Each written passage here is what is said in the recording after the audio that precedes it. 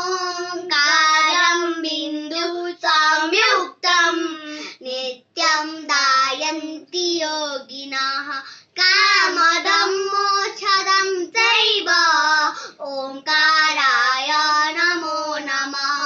या कुन्देन्दुतुषारहार धवला या शुभ्रवस्त्रावृता या वीणा वरदण्डमण्डितकरा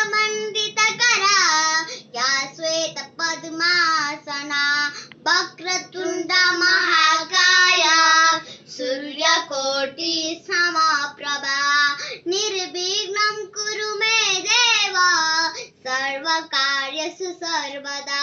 ॐ भूर्भुवः स्वः तत्सवितुर्वरेण्यं भर्गो देवस्य धीमहि धियो यो नः प्रचोदयात्।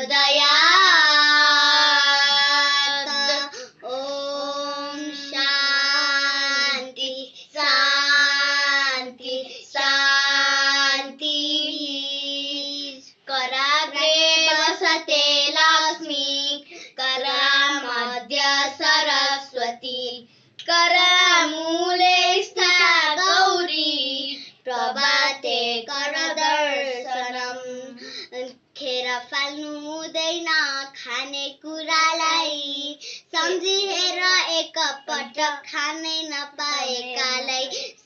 कति छन् संसारमा खानै नपाउने जिउँदै हुने मानिसको ज्यान पछि मर्ने। अनि